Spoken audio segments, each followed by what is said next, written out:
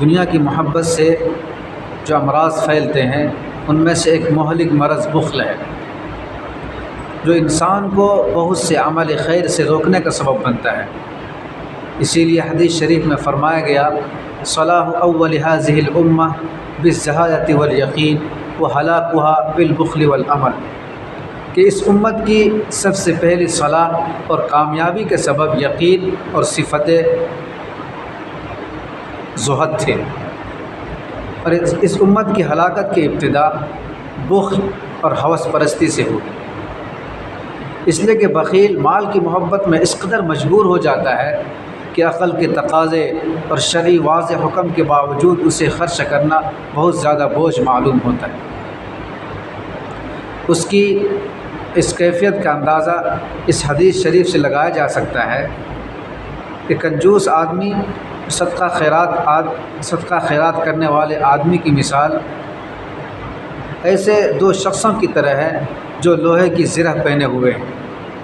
جس کی تنگی کی وجہ سے اس کے دونوں ہاتھ اس کے سینے اور اس کے گردن سے چمٹے ہوئے ہوں۔ جب صدقہ کرنے والا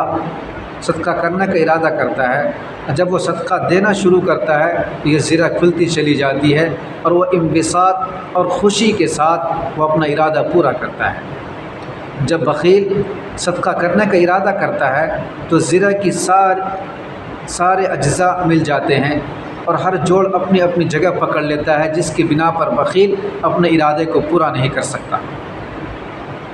اسی لیے شرعی اور واجبی جگہوں پر بخل کرنا قرآن شریف میں کافروں اور منافقوں والا عمل بتلایا گیا۔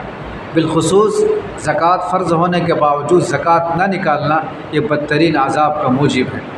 ارشاد خداوندی ہے والذین یکنزون الذهب والفضة ولا ينفقونها في سبيل الله فبشرهم بعذاب أليم يوم يحمى عليها في نار جهنم فتكوى بها جباههم وجنوبهم وظهورهم هذا ما كنزتم لأنفسكم فذوقوا ما كنتم تكنزون، کہ جو لوگ سونا چاندی جمع کر کے رکھتے ہیں اور اللہ کے راستے میں خرچ نہیں کرتے، سو آپ ان کو دردناک سزا کی خبر سنا دیجیے جو اس روز واقع ہوگی کہ ان کو جہنم کی آگ میں تپایا جائے گا، اور ان سے ان لوگوں کے پیشانیوں، اس کے کروٹوں اور اس کے